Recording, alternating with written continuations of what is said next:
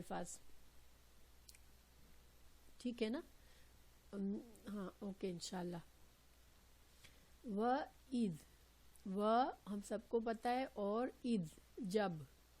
اخذ اللہ، اخذا بہت دفعہ پڑھ لیا ہے ہم نے، اخذا لیا، اللہ اللہ نے، اور یہ جو ہے نا اللہ، یہ ہمیں پتہ چلتا ہے کہ یہ فاعل ہے. تو یہ ایک چھوٹی سی بات ہے کہ بعض اوقات چونکہ ہمیشہ ہم گرامر کی اور چیزیں بھی سامنے بیچ میں آ جاتی ہے، ورنہ جب مرفوع ہوتا ہے اسم تو فاعل ہوتا ہے یعنی کام کرنے والا. ٹھیک ہے، اخذ اللہ، اخذ اللہ تو اللہ سے لیا. ٹھیک ہے، لاہا ہاں پر زبر ہوتا تو سے لیا، اور جب ہو ہے دمہ ہے تو پھر اللہ نے لیا. یہ فرق آپ کو انشاءاللہ آتا ہوگا، پہلے بھی میں نے ذکر کیا ہے. کسی کو پتہ ہے پہلے سے کہ جو فاعل ہوتا ہے اس کے آخری لفظ پر دمہ ہوتا ہے. ٹھیک ہے، تو اخذ اللہ جب لیا اللہ نے. میثاقا، میثاقا کا روٹ ورڈ کسی کو سمجھ میں آ رہا ہے؟ میثاقا، ہاں دمہ مینس رفع. ٹھیک ہے، دمہ مگر ہمیشہ نہیں، اس لیے کہ اور بھی عربی کے اور سے قوانین کہیں لگتے ہیں، کچھ ہوتا ہے، لیکن عام رول یہ ہے کہ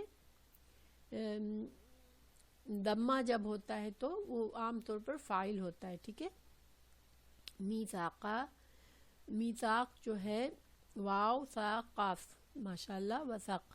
اور میثاق کیسا وعدہ ہوتا ہے؟ جس کو پکا کیا جائے قسم کھا کے، یعنی کہ خالی ایک تو میں کہہ دوں کہ میں آپ سے وعدہ کرتی ہوں، ٹھیک ہے، اور ہے کہ پھر انسان اس وعدے پر اللہ کی ایک دوسرے سے قسم کھا کے اس کو پکا کرے، اس کو میثاق کہتے ہیں. تو جب اللہ نے پکا وعدہ لیا، پختہ وعدہ لیا، یعنی کہ قسم لے کر وعدہ کیا.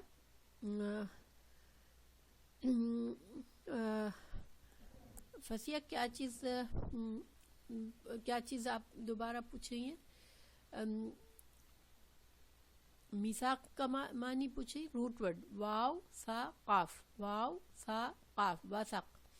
کبھی کبھی عربی زبان میں جب الفاظ فارم ہوتے ہیں تو یا اور واو جو ہے وہ ایک دوسرے کی جگہ پر بدل دیے جاتے ہیں. کیوں؟ دیکھیں پڑھنے میں اگر یہاں پر واو کو رکھا جاتا تو کتنا مشکل ہو جاتا. میم پر زیر ہے اور پھر واو ہوتا تو میوثاقا، تو اس کو ہم اگر تلاوت کرتے تو کتنا مشکل زبان پر پڑتا نا. اس لیے یہ عربی میں بہت سے کچھ رولز بنے ہوئے ہیں کہ واو اور یا جب آتے ہیں تو ان کو کچھ رولز کے تحت ان کو ایک دوسرے کی جگہ بدل دیتے ہیں. ٹھیک ہے، ورنہ روٹ ورڈ کیا تھا اس کا؟ واو سا قاف. وعلیکم السلام ورحمۃ اللہ وبرکاتہ. حضرہ ماشاءاللہ آپ اپنے سفر میں آ رہی ہیں، اللہ تعالیٰ آپ کے لیے اور آسانی کرے آنا، اور آپ کو اللہ تعالیٰ جس خوشخبری کا انتظار ہے وہ اللہ تعالیٰ آسانی سے آپ کو دے دے انشاءاللہ. تو میثاق النبیین، النبیین تو یہ واحد ہے یا جمع ہے؟ النبیین جمع ہے. اس کو ہم واحد کیسے بنائیں گے؟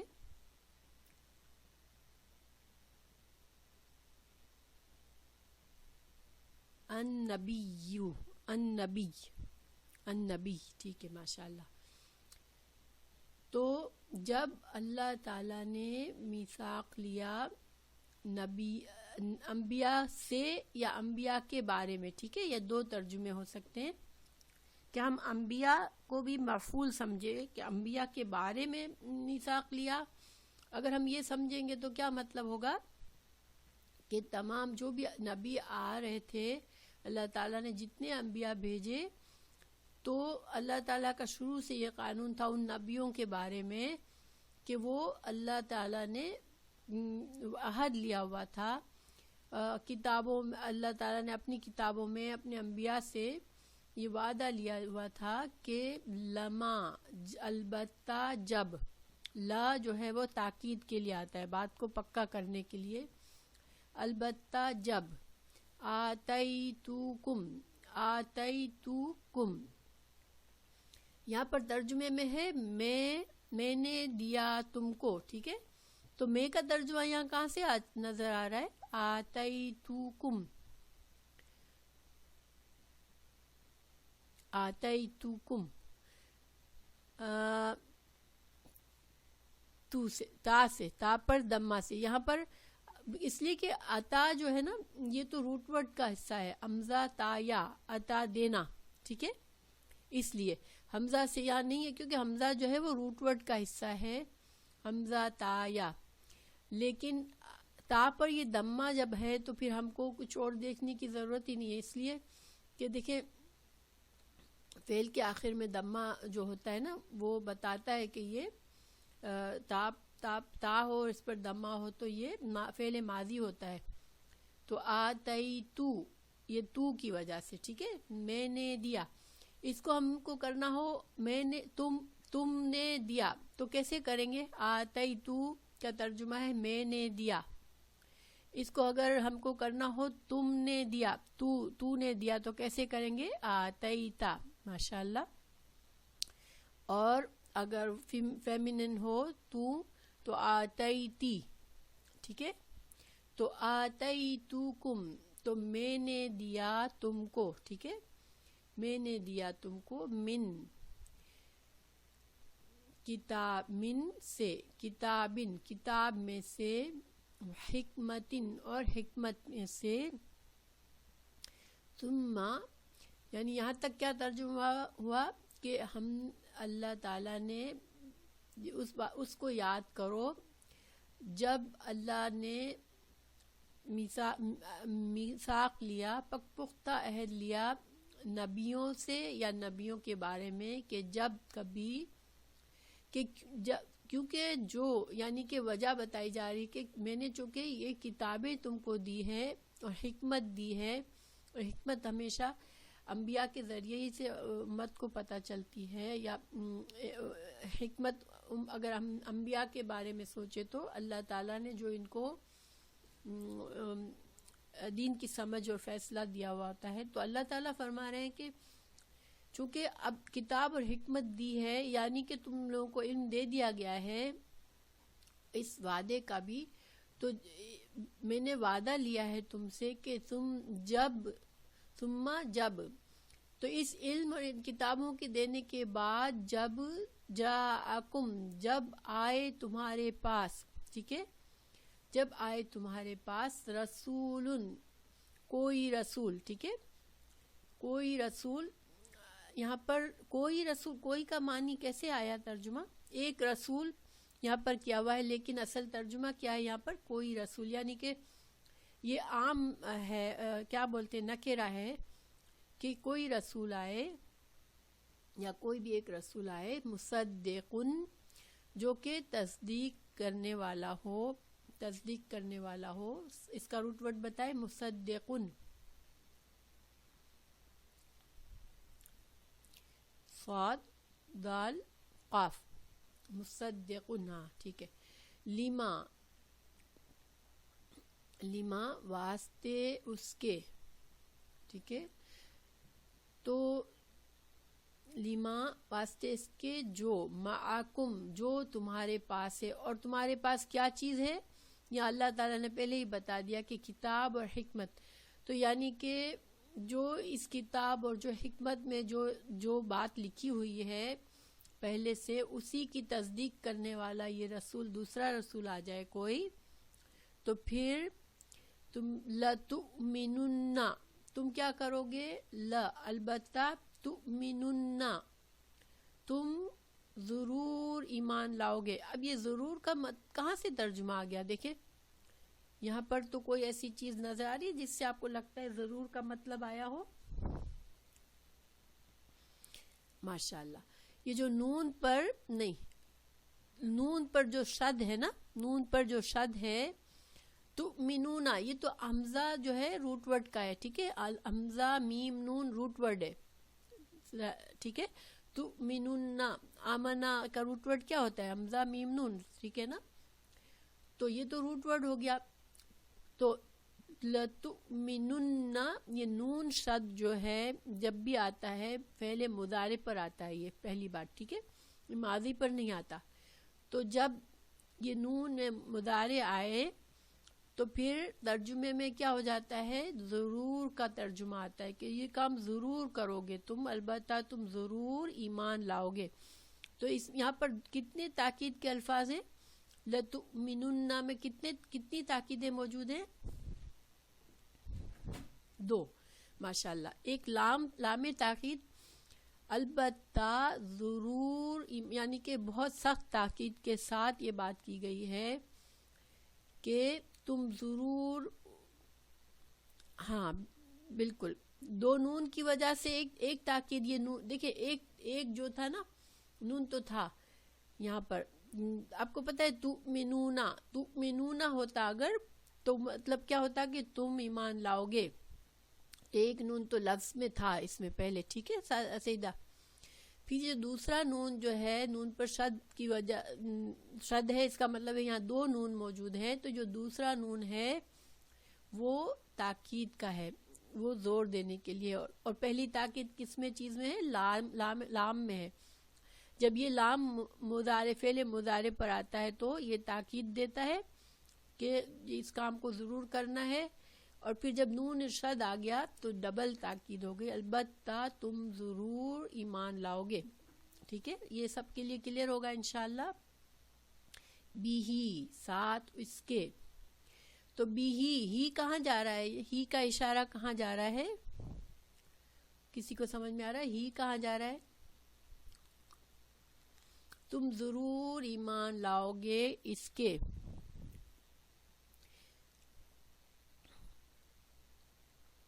नहीं, ये ही, हाँ बिल्कुल, रसूलन की तरफ जा रहा है, ठीक है। देखिए, जब कोई रसूल आएगा जो तस्दीक करेगा तो तुम क्या करोगे?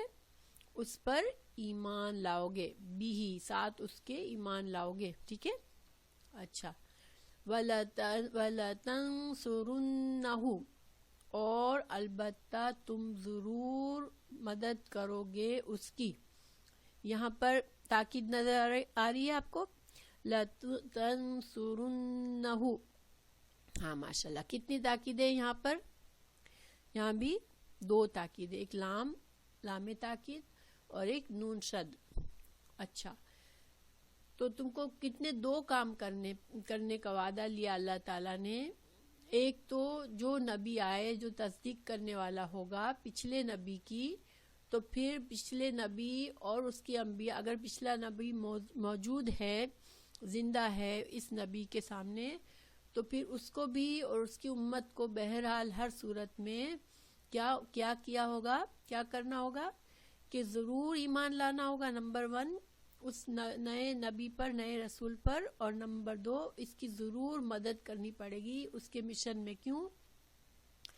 कि जिन लोगों को बिल्कुल नहीं पता, जिनके पास अल्लाह की किताब कभी आई नहीं है, तो उनको तुम उन तक पैगाम पहुंचाने के लिए, उनको तस्दीक करने के लिए कि हाँ ये नबी सच्चा है, हम जानते हैं, तो तुमको इस नबी की मदद करनी है, इस नबी के मिशन में मदद करनी है।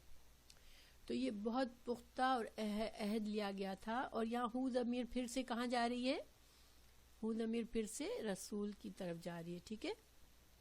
अच्छा, तो यहाँ पर अभी तक क्या मतलब हुआ कि अल्लाह ताला ने अब बता रहे हैं। देखिए, पिछली तमाम आयत में हमने देखा कि अभी तक वही टॉपिक चल रहा है, और ये बार बार हमें ये बात सामने आ रही है कि जो बनी इसराइल थे उनको सब कुछ मालूम था, वो जानते थे।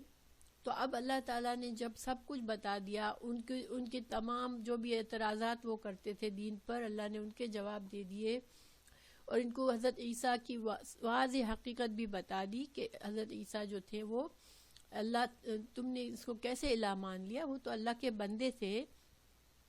अब सब कुछ बता देने के बाद अल्लाह ताला ने اب ان کے پاس کوئی گنجائش نہیں تھی کہ اب مزید کوئی بہانہ بنائے، کیونکہ اب اللہ تعالیٰ نے اور بھی بتا دیا کہ یہ تو وعدہ لیا گیا تھا، شروع سے یہ اللہ کا طریقہ تھا کہ انبیاء علیہ السلام سے، تمام انبیاء سے یہ وعدہ لیا گیا تھا کہ، اور ظاہری بات ہے کہ جب انبیاء سے ایک وعدہ لیا گیا، اس کا کیا مطلب ہے کہ انبیاء علیہ السلام نے اپنی امتوں سے وعدہ لیا، ٹھیک ہے نا؟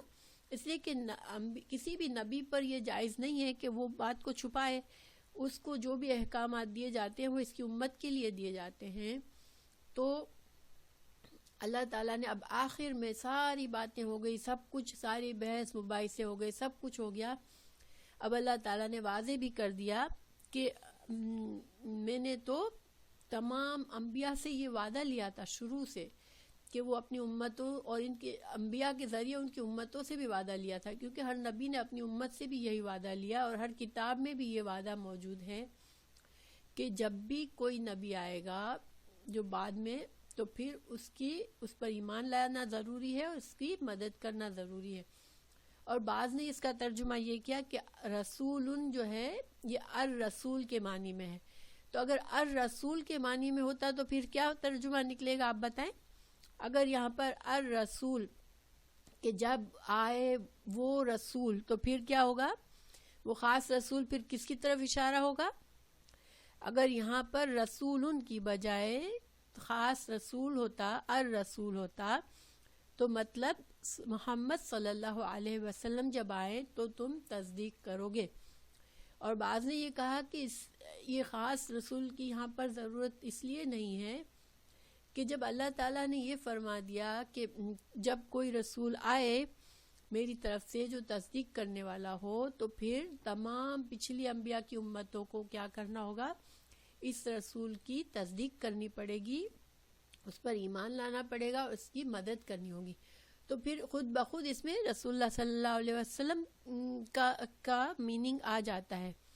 تو پھر بعض زیادہ صحیح ترجمہ لوگوں نے کیا کہا کہ نہیں، یہ یہاں پر رسول ہی ہے، رسول ہی ہے، الرسول نہیں ہے۔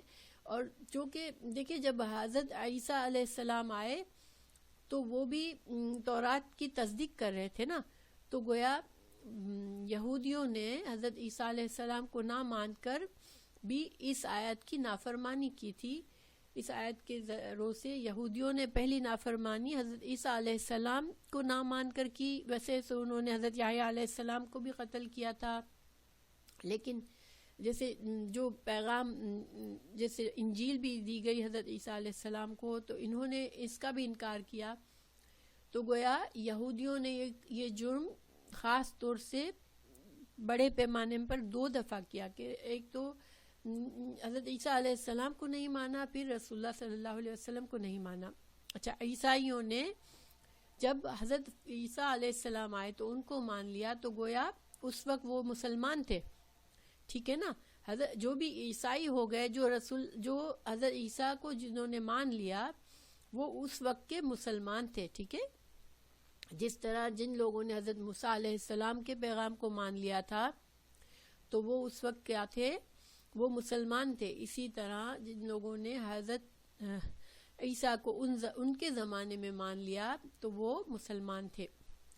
تو اب ان سارے لوگوں کو، یہودیوں اور عیسائیوں کے لیے اب کیا ضروری تھی جب محمد صلی اللہ علیہ وسلم آئے، کہ وہ ان پر ایمان لاتے اور ان کے دین کو پھیلانے میں، اللہ کے دین کو لوگوں تک پہنچانے میں ان کی مدد کرتے۔ ان کو پہلے مددگار ہونا ضروری تھا۔ تو یہ اللہ تعالیٰ یہاں پر واضح بتا رہے ہیں۔ اور یہ جو ہے دوسری جگہ قرآن میں 2-3 جگہ یہ مفہوم آیا ہے۔ میں آپ کو ایک اور مثال بتاتی ہوں۔ یہ ہے سورہ اعراف آیت 156 اور 157۔ اس کا ترجمہ میں پڑھ کے بتاتی ہوں کہ پس میں اپنی اس رحمت کو ان لوگوں کے لیے لکھ دوں گا۔ اللہ تعالیٰ نے فرمایا کہ میں اپنی رحمت کو ان لوگوں کے لیے لکھ رکھوں گا جو تقوی اختیار کریں گے، نمبر 1۔ نمبر 2، زکوٰۃ دیں گے۔ نمبر 3، ہماری آیتوں پر ایمان لائیں گے، ٹھیک ہے؟ اور جو آیتوں پر ایمان سے مطلب کیا ہے؟ وہ لوگ جو اس رسول نبی صلی اللہ علیہ وسلم کی پیروی کریں گے، چونکہ اللہ تعالیٰ کی آیات کیا ہیں؟ قرآن ہے اور رسول اللہ صلی اللہ علیہ وسلم کے فرمان ہیں، تو جو ان چیزوں پر ایمان لائے گا، زکوٰۃ دے گا، تقویٰ کرے گا اللہ کا، تو پھر تورات میں اللہ تعالیٰ نے فرمایا، اس آیت میں اللہ تعالیٰ نے فرمایا سورہ آراف کی آیت میں، کہ جس کے بارے میں بنی اسرائیل کو تورات اور انجیل میں لکھا ہوا پاتے ہیں، ٹھیک ہے، تو یعنی کہ یہاں پر کیا بتایا جا رہا ہے کہ تورات اور انجیل میں بنی اسرائیل یہ لکھا ہوا پا رہے ہیں کہ جو لوگ اس نبی صلی اللہ علیہ وسلم کے ذریعے جو آیات آئی اللہ کی، اس پر ایمان لائیں گے، اللہ کا تقوی اختیار کریں گے، زکوٰۃ دیں گے، تو پھر رسول اللہ صلی اللہ علیہ وسلم کی پیروی سے پھر میں کیا شامل ہوگا، اور بھی کہ جو نبی ان کو، اچھا اب آگے اس آیت میں نبی صلی اللہ علیہ وسلم کی نشانیاں بتائی گئی کہ وہ نبی ایسے ہیں جو کہ ان کو نیکی کا حکم دیتا ہے، یعنی تورات میں یہ لکھا ہوا ہے کہ جب وہ نبی آئے گا تو اس کی صفت کیا ہوگی کہ وہ ان کو نیکی کا حکم دے گا اور ان کے لیے پاکیزہ چیزوں کو حلال ٹھہرائے گا اور ان پر گندی چیزوں کو حرام کرتا ہے، ٹھیک ہے، اور ان پر سے اس بوجھ اور ان پابندیوں کو دور کرتا ہے جو ان پر اب تک رہی ہیں۔ تو جو لوگ اس نبی محمد صلی اللہ علیہ وسلم پر ایمان لائے، اس کو عزت دی اور اس کی مدد کی، تو اس روشنی کی پیروی کی جو اس پر اتاری گئی، یعنی کہ قرآن کی پیروی کی، تو وہی لوگ فلاح پانے والے ہیں۔ یہ بیسیکلی ترجمہ میں نے کس آیت کا پڑھا؟ سورہ اعراف 156 157 کی، جس میں یہاں پر جو وعدہ لکھا گیا ہے اس کا تھوڑا بہت خلاصہ ہے، ٹھیک ہے، یہاں تھوڑا سا کہنا چاہیے کہ جنرل بات میں وعدے کا لکھا گیا ہے، تو اس میں خلاصہ ہے۔ اس کے علاوہ بھی ایک دو جگہ پر اور بھی اسی وعدے کو ڈیٹیل بتائی گئی ہے کہ تورات اور انجیل میں یہ اس طرح سے لکھا ہوا تھا۔ تو اب اللہ تعالیٰ فرما رہے ہیں کہ یہ وعدہ لینے کے بعد اللہ نے کیا فرمایا؟ قالا اقررتم، کیا تم قرار کرتے ہو، کیا تم اقرار کرتے ہو، واخذتم علی ذالکم اسری، اور کیا تم لیتے ہو، اخذتم اخذا کا ترجمہ آپ سب کو آتا ہے، اور اقررتم یہ ہم لوگ اردو میں بھی بولتے ہیں اقرار کرنا، ہے نا، اس کا روٹ ورڈ کیا ہوگا؟ اقررتم، اقررتم کا روٹ ورڈ کیا ہوگا؟ قاف را، ماشاءاللہ۔ تو کیا تم نے اقرار کیا، وَأَخَذْتُمْ، اور تم نے لیا، عَلَى ذَلِكُمْ، اس بات پر، اور عَلَى ذَلِكُمْ یہ ذالکہ سے مطلب کیا ہے؟ اس میثاق کہ یہ جو میثاق تھا نبی پر ایمان لانے کا، کیا اس میثاق پر تم اقرار کرتے ہو، کیا تم اس پر اس بات کو مانتے ہو؟ اسری، میرا عہد۔ دیکھیں اسری جو ہوتا ہے نا، اس کا ترجمہ عہد نہیں ہوتا ہے، ٹھیک ہے، لیکن اسری کا مطلب بوجھ ہوتا ہے، اور یا جو آخر میں ہے یہ کس لیے آئی ہے؟ میرے کے لیے آئی ہے۔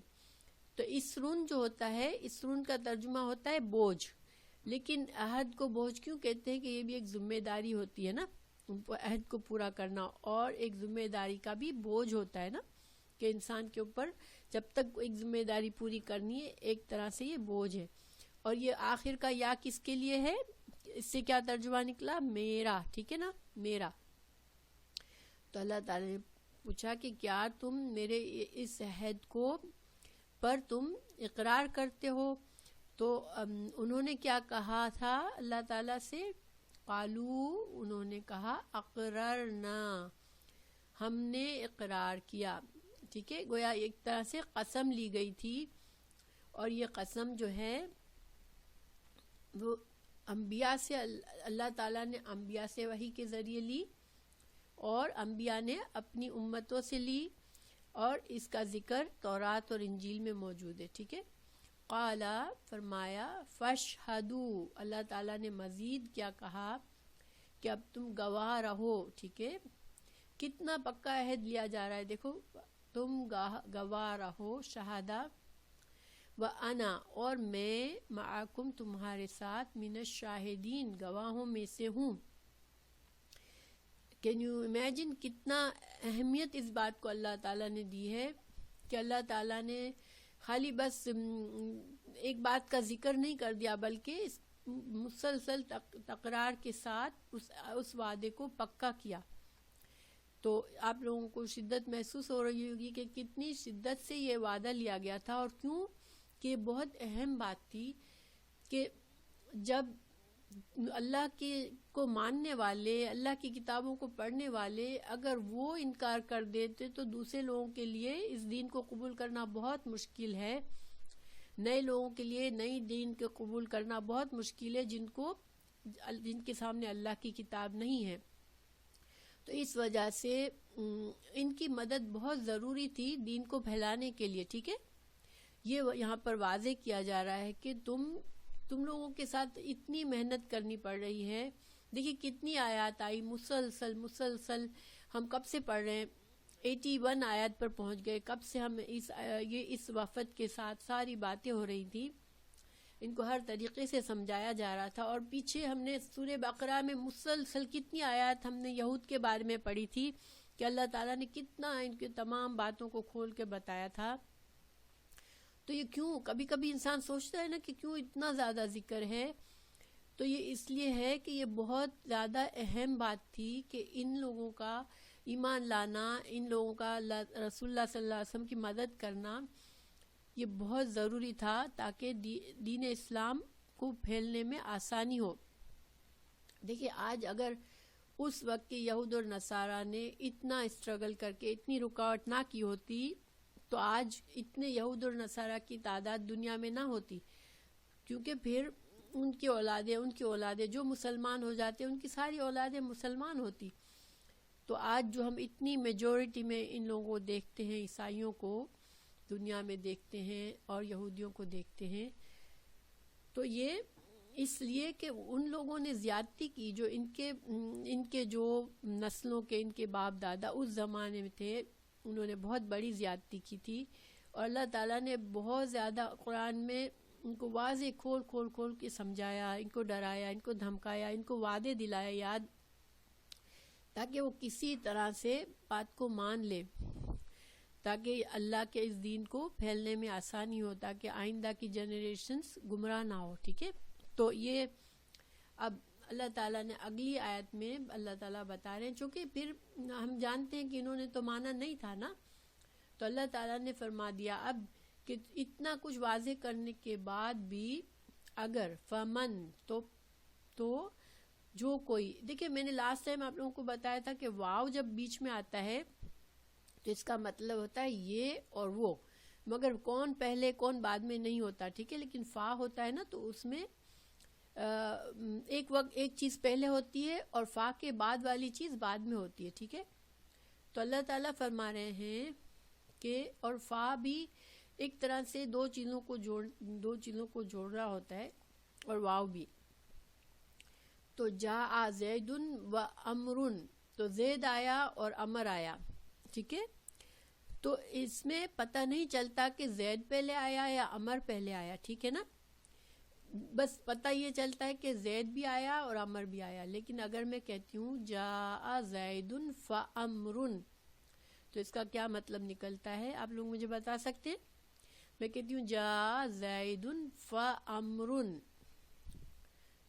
تو کیا کہیں گے ہم, اس کا ترجمہ کیسے کریں گے کہ زید آیا پھر اس کے بعد میں امر آیا. ٹھیک ہے, زید فرسٹ آیا. ماشاءاللہ. تو یہاں پر بتایا جا رہا ہے کہ اب اتنی بحث ہو گئی, اتنے مباحثے ہو گئے, اتنی باتیں بتائی گئیں, تمہارے ہر پول کو کھول دیا گیا, تم کو تمہارا وعدہ یاد دلا دیا گیا. اب اس کے بعد فمن تولا, تو پھر جو کوئی منہ موڑ لے, بعد ذالک, اس کے, یعنی کہ اب تو واضح ہو گیا اس وعدے کے بعد, اس پکے پختہ عہد کے بعد جس کو اتنا اہتمام کے ساتھ اللہ نے لیا تم سے, اب اس کے بعد اگر کوئی منہ موڑ لے, فاولئک, تو پھر سمجھ لو کہ یہ لوگ وہی لوگ, ہم فاسقون، وہ فاسق ہیں.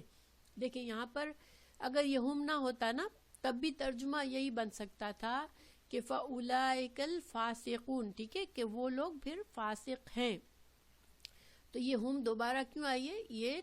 یہ زور دینے کے لیے آئی ہے کہ یہی لوگ فاسق ہیں. ٹھیک ہے، اگر یہاں پر ہم نہ ہوتی تو ترجمہ ہوتا تو یہ لوگ فاسق ہیں. ٹھیک ہے، لیکن فَأُولَئِكَ هُمُ الْفَاسِقُونَ یعنی کہ یہی وہ لوگ ہیں جو کہ فاسق ہیں. فرق سمجھ میں آیا کہ یہاں ہم جو ہے وہ تاکید کے لیے، تاکید کے لیے آیا ہے.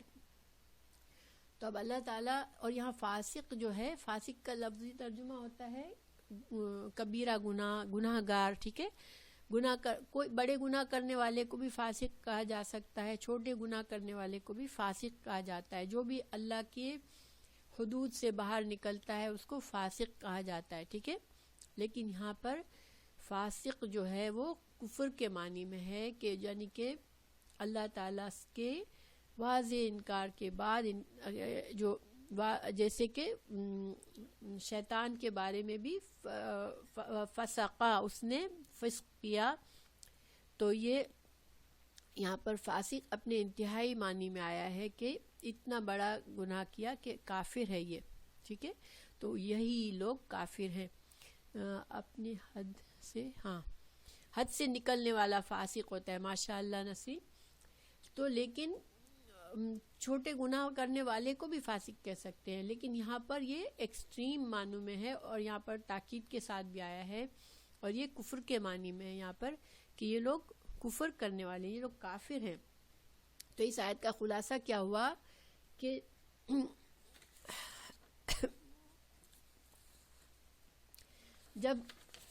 اب یہاں پر اس آیت سے یہ مطلب ہے کہ اہل کتاب، یہود و نصارہ اور دیگر جتنے بھی مذہب والے ہیں، تو ان کو ایک تنبیہ ہے یہاں پر کہ محمد صلی اللہ علیہ وسلم کے رسالت کے بعد بھی ان پر ایمان لانے کے بجائے اپنے اپنے مذہب پر قائم رہنا اس عہد کے خلاف ہے جو اللہ تعالیٰ نے نبیوں کے واسطے سے ہر امت سے لیا. اور اس عہد سے انحراف کفر ہے، اور فسق یہاں کفر کے معنی میں، یعنی نبوت محمد صلی اللہ علیہ وسلم سے انکار کرنا جو ہے وہ کفر ہے. اب دیکھیں بہت سے بد نصیب خود کو مسلمان کہتے ہیں، لیکن وہ کیا کہتے ہیں کہ میں صرف قرآن کو مانتا ہوں، مجھے حدیث بڑے پراؤڈلی کہتے ہیں کہ میں حدیث کو نہیں مانتا، یہ حکم صرف حدیث سے ہے، اور بڑے اس سے کہتے ہیں کہ نہیں یہ تو صرف حدیث سے ہے نا. مطلب ان کا مطلب یہ ہوتا ہے کہ اس کو ہمیں ضرورت نہیں ہے ماننے کا، ہم نے قرآن کو مان لیا ہے. تو کیا یہ کہنا جائز ہوا پھر اس آیت کے تحت؟ اگر کوئی یہ کہتا ہے نہیں، اس لیے کہ قرآن بھی تو محمد صلی اللہ علیہ وسلم نے ہی ہم کو بتایا پڑھ کے، تو اگر تم آپ صلی اللہ علیہ وسلم کی فرمان سے انکار کرتے ہو تو پھر اس کا مطلب ہے تم قرآن کا بھی انکار کرتے ہو. پھر قرآن اٹسیلف مسلسل کہہ رہا ہے کہ رسول صلی اللہ علیہ وسلم کی اطاعت کرنی ہے، پیروی کرنی ہے، تو تم پھر قرآن کو ماننے کا دعویٰ بھی پھر غلط ہے. ٹھیک ہے، تو یہی مطلب ہوا کہ یہاں پر جو بھی اگر خود کو مسلمان سمجھتا ہے، اللہ کا فرما بردار سمجھتا ہے، یہودی بھی کہتا ہے میں جو ہوں اللہ کا فرما بردار ہوں، میں اللہ کو مانتا ہوں، عیسائی کہتا ہے میں اللہ کو مانتا ہوں، لیکن یہ اصل میں صرف زبان سے ماننا ہے، کیونکہ اللہ کا جو حکم ہے واضح شروع سے، جو اللہ کا طریقہ ہے کہ نہیں ایک ہی دین ہے، شروع سے میں نے ایک ہی دین بنایا ہے. اللہ تعالیٰ نے یہ ہزاروں دین نہیں بنائے جو آج دنیا میں قائم ہے، اللہ نے ایک ہی دین بنایا. اور ظاہری بات ہے اللہ تعالیٰ کیوں اتنے سارے دین بنائے گا، اللہ تعالیٰ کیوں انسانوں کو لڑائے گا دنیا میں اتنے سارے دین بنا کے؟ تو اللہ نے تو شروع سے ایک دین بنایا، اور یہ اللہ نے تمام انبیاء کو بھی اسی وجہ سے عہد لے کر بھیجا کہ تاکہ جن لوگوں جو بھی اس کو مانیں گے نبی کو، تو پھر وہ اللہ کے اسی اصل دین پر قائم رہیں گے. ٹھیک ہے، تو اب اللہ تعالیٰ آگے فرما رہے ہیں افغیر دین اللہ یبغون، کیا بھلا غیر سوائے، یا کتنے الفاظ ہو گئے یہاں پر؟ افغیر میں کتنے الفاظ ہیں؟ 3. ماشاءاللہ. حمزہ جو ہے وہ سوالیہ ہے، کیا بھلا غیر دین اللہ ہے، کیا اللہ کے دین کے علاوہ؟ ٹھیک ہے، یہاں پر بڑے تعجب سے بات کی جا رہی ہے کہ یہ کتنی عجیب بات کر رہے ہیں یہ لوگ، کہ کہتے ہیں خود کو کہ ہم دین اللہ کو مانتے ہیں، لیکن کیا اللہ کا دین تو یہی ہے کہ تم تمام انبیاء کے ایک ہی میسج ہے، تو پھر تم کیا اللہ کے دین کے علاوہ یبغون تم چاہتے ہو، اور یبغون باغایا بغی چاہنا، یہ ہم نے پہلے بہت دفعہ پڑھا ہے نا، یبغون بغایا، تو کیا تم چاہنا، کسی چیز کی خواہش رکھنا، چاہنا، تو کیا تم اللہ کے دین کے علاوہ کوئی اور دین چاہتے ہو؟ وَلَهُ، اور وہ یہ جو ہے نا اور کا نہیں ہے، یہ ہے حال بتانے کا ہے. میں نے بتایا تھا نا کہ واو کبھی کبھی حال بتاتا ہے. تو اصل کائنات کی سب چیزوں کا حال کیا ہے کہ لہو، اللہ کے لیے، ٹھیک ہے، اسلم، وہ تابع دار ہے، تابع فرمان ہے، اللہ کے فرما بردار ہے، من جو فی السماوات، جو آسمانوں میں ہے، اور سماوات کی واحد کیا ہوگی؟ السماء، تو جو آسمانوں میں ہے، والارض، اور جو زمین میں ہے. تو کیا تم اللہ کے دین کے علاوہ کوئی اور دین چاہتے ہو؟ جبکہ حال یہ ہے تمام کائنات کا کہ اللہ کے لیے جو بھی کوئی دنیا اور زمین اور آسمان کے درمیان جو بھی چیز ہے وہ کیا ہے؟ اللہ کی فرما بردار ہے، اسلم، اللہ کے لیے تابع فرمان ہے، طوعاً خوشی سے، وکرہن ناخوشی سے، وإلیہ، اور اسی کی طرف ہے، یرجعون، وہ سب لوٹائے جائیں گے. تو یہاں پر طوعاً اور کرہن، تو کائنات کی باقی تمام چیزیں خوشی سے ہی اللہ کی فرما بردار ہے، ان کو کوئی زبردستی نہیں ہے.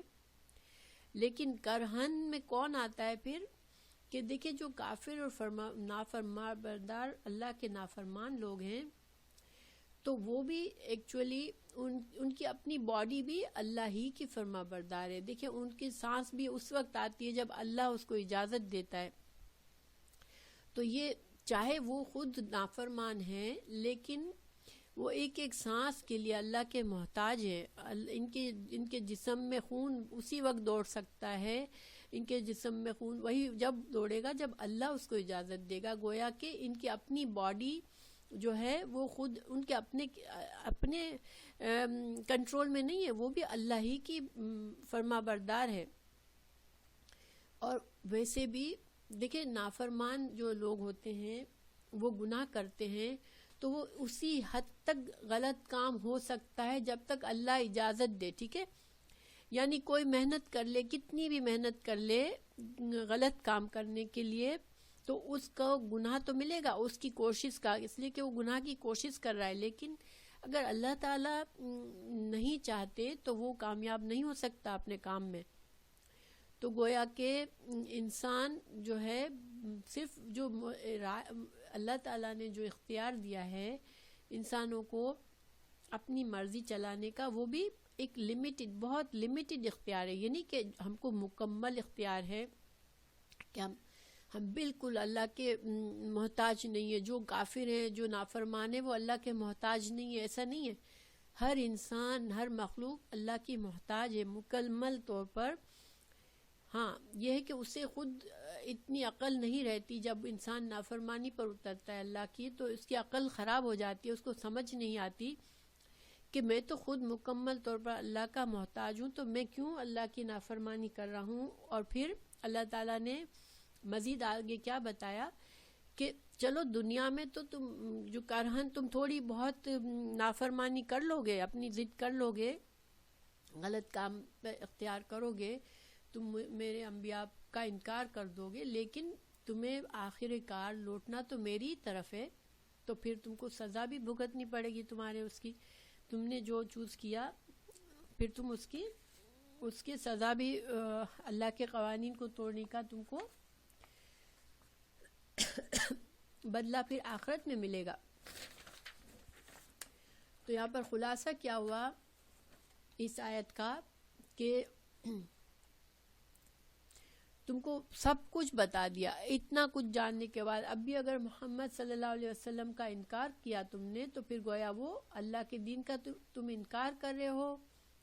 اور یہود اور نصارہ کیا دعویٰ کرتے ہیں کہ ہم تو اللہ کو ماننے والے ہیں نا، وہ بھی تو عبادتیں کرتے ہیں جو بھی وہ سمجھتے ہیں. یعنی جو بہت ریلیجس یہود اور نصارہ ہے وہ تو اپنے طریقے سے تو عبادت کرتے ہیں، اپنے طریقے سے حلال حرام جو سمجھتے ہیں وہ فالو کرتے ہیں.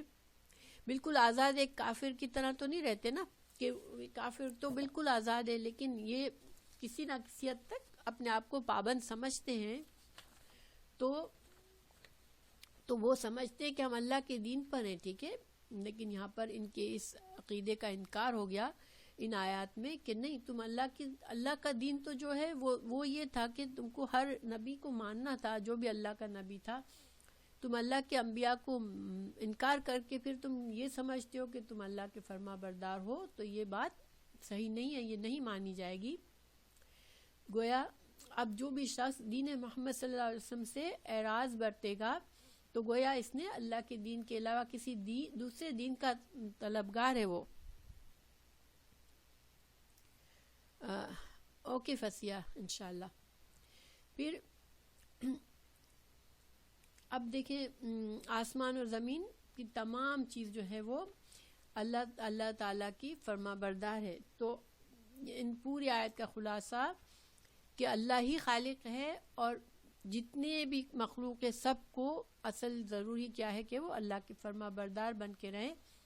اور جو اپنی اپنی مرضی سے دین بنا لیں گے اور پھر کہیں گے کہ ہم تو دین پر چل رہے ہیں، ہم نیک لوگ ہیں، ہم جنت میں جائیں گے، آخرت میں بھی ہمیں اللہ کی نعمتیں ہی ملیں گی، تو پھر انسان کو سوچ کے یہ دعویٰ کرنا چاہیے کہ کیا واقعی میں اللہ کا فرما بردار ہوں، کہ اللہ نے جو دین کہا میں اسی پر چل رہا ہوں. ورنہ تو یہ انسان کی صرف خام خیالی ہے کہ انسان سوچے کہ میں جو ہوں وہ کامیاب ہونے والا ہوں، ٹھیک ہے. کہ کامیابی کا جو انحصار ہے وہ اللہ کی مرضی پر ہے. پھر اب اگلی آیت میں اللہ تعالیٰ نے اب کیا کہا کہ چونکہ یہ یہود اور نصارہ نے تو جو کیا وہ کیا، اب مسلمانوں سے بات کی جا رہی ہے. قل کہہ دیجئے، آمنا ہم تو ایمان لائے اللہ پر، وما انزلا اور جو نازل کیا گیا، علینا ہم پر، وما اور جو انزلا نازل کیا گیا، علی ابراہیم علیہ السلام پر، و اسماعیل علیہ السلام پر، و اسحاق اور اسحاق پر، و یعقوب اور یعقوب پر، والاسباط. اسباط کون ہوتے ہیں؟ یا یہ اسی سیم سملر آیت ہم پڑھ چکے ہیں سورہ بقرہ میں. تو اسباط کا ترجمہ اس وقت بھی پڑھا تھا ہم نے، اور اسی طرح سے ہم نے ایک اللہ تعالیٰ نے مسلمانوں سے کہنے کو کہا تھا، ہاں، اولاد یعقوب.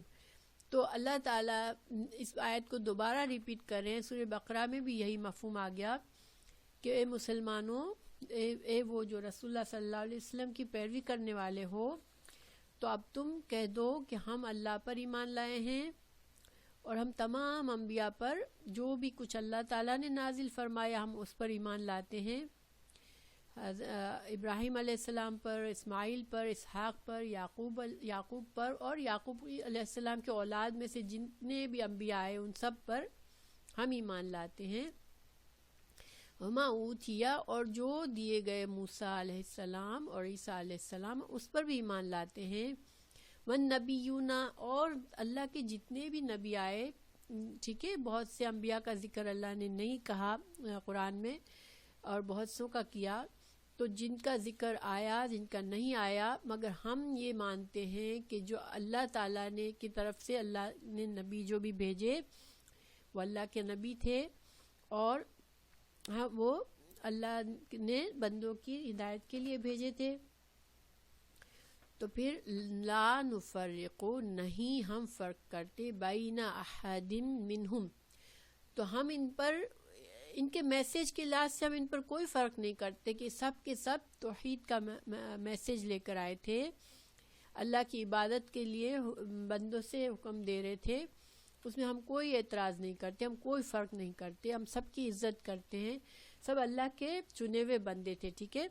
لیکن ویسے ہم جانتے ہیں کہ اب ہم کس کی شریعت پر ہم کو چلنا ہے؟ کیا ہم ان انبیاء کی شریعت پر چل رہے ہیں؟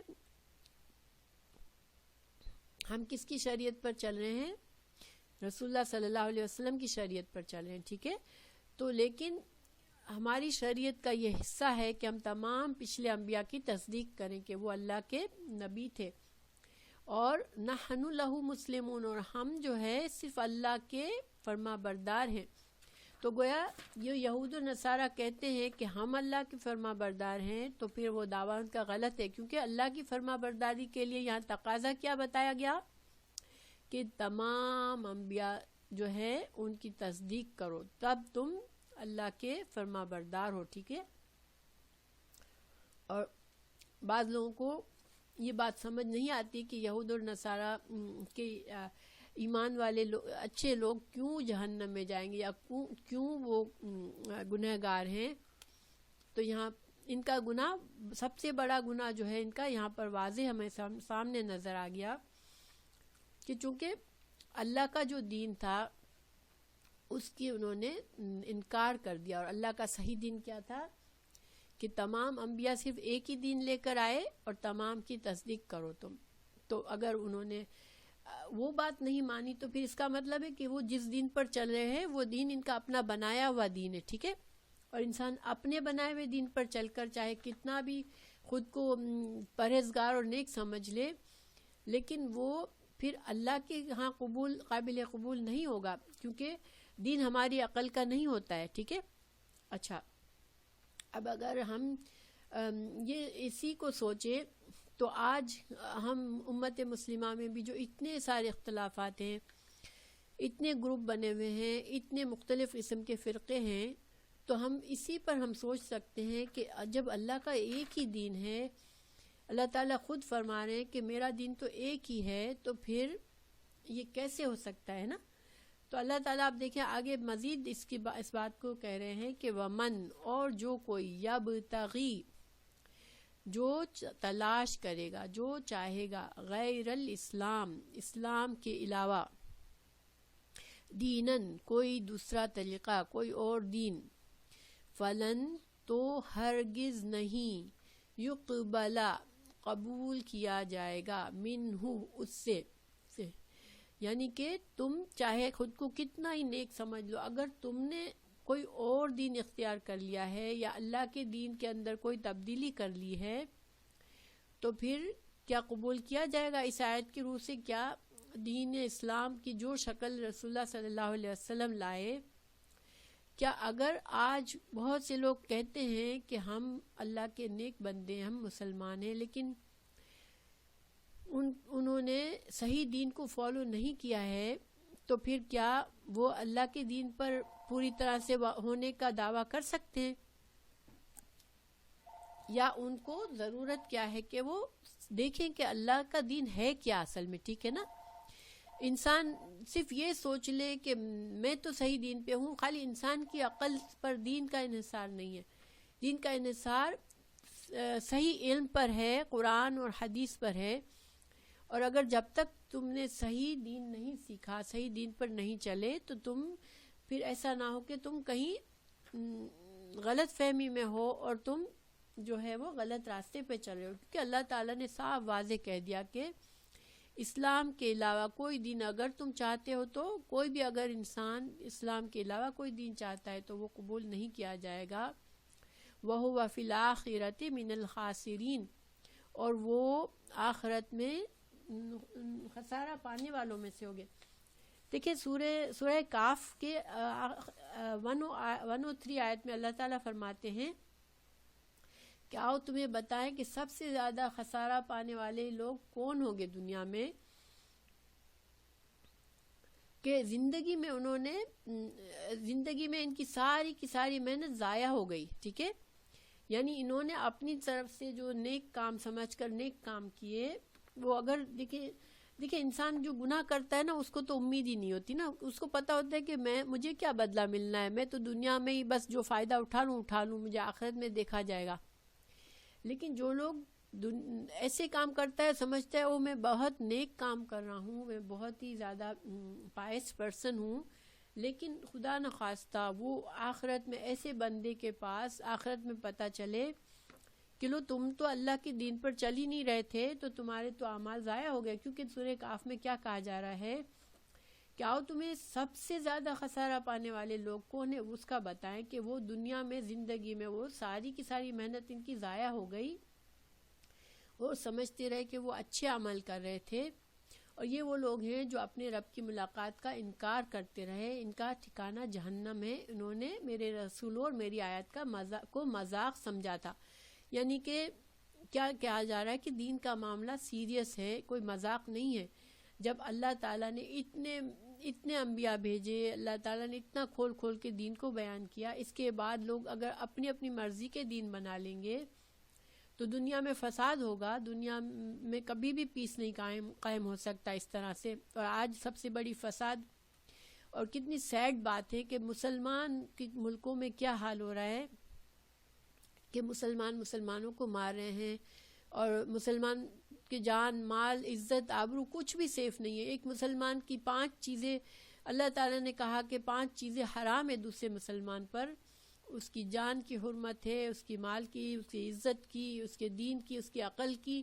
آج دیکھیں کہ مسلمان کے حد سے مسلمان کی یہ ساری چیزیں خسارے میں پڑی ہوئی. اور یہ کیوں کہ ہر کوئی یہ سمجھتا ہے کہ میں جو جس دین پہ ہوں وہ سچے دین پہ ہوں، میں صحیح ہوں. لیکن اللہ تعالیٰ فرما رہے ہیں کہ نہیں، میرا دین صرف ایک ہی ہے اور وہ شروع سے ایک ہی ہے. ٹھیک ہے، یہ بات واضح سمجھ میں آ رہی ہے آپ لوگوں کو؟ تو یہود اور نصارہ اب تو کوئی نبی نہیں آنا. اب یہ جو وعدہ ہے اب کہ آگے کوئی نبی آئے تو اس کی تصدیق کرنی ہے، تو ہمیں تو اب محمد صلی اللہ علیہ وسلم کو حدیثوں میں، قرآن سے ہمیں پتہ چل گیا کہ اب آپ صلی اللہ علیہ وسلم آخری نبی ہے، اب کوئی نبی نہیں آنا. تو اب ہماری کیا ذمہ داری ہے کہ آپ جو دین کی خالص ترین شکل ہے جو آپ صلی اللہ علیہ وسلم لائے، ہم کم از کم جد و جہد کریں، کم از کم کوشش کریں کہ ہم اس خالص شکل کو پہچان سکیں، تاکہ ہمارے اعمال لا علمی میں ضائع نہ ہو جائے. ٹھیک ہے، انشاءاللہ ہمیں یہ کرنا ہے. اور یہ کب ہوگا؟ یہ بلا وجہ بغیر محنت کے، صرف ہم مسلمان کے گھر میں پیدا ہو گئے تو ہم سمجھ لیں کہ ہم مسلمان ہیں، تو یہ اس عقیدے سے نہیں ہو جائے گا. کیونکہ ہر مسلمان کو اللہ نے عقل دی ہے، ہر انسان کو عقل دی ہے، اور ہر انسان کو زندگی میں مہلت دی ہے، وقت دیا ہے. تو اگر ہم دنیا کے لیے، اچھی زندگی کے لیے اتنا اسٹرگل کرتے ہیں، اتنا علم حاصل کرتے ہیں کہ ہم جاہل نہ رہ جائیں اور دنیا میں ہماری زندگی بیکار نہ ہو، تو پھر کیا آخرت کے فائدے اور آخرت کی کامیابی کے لیے ہمیں اگر دین کا صحیح علم حاصل کرنے کے لیے کیا محنت کرنا ضروری نہیں ہے؟ کیا دین کے صحیح علم حاصل کرنے کے لیے اللہ تعالیٰ نے تو فرض رکھا ہے ہم پر کہ ہر مسلمان کا فرض ہے کہ وہ دین کا علم حاصل کرے. یہ کوئی معمولی بات نہیں ہے کہ تمہاری مرضی آئے تو تم محنت کرو، ورنہ تم کو کوئی ضرورت نہیں ہے کہ اتنی تم اپنی جان مارو. ٹھیک ہے، کہ بعض لوگ تھک جاتے ہیں نا کہ یہ بہت میں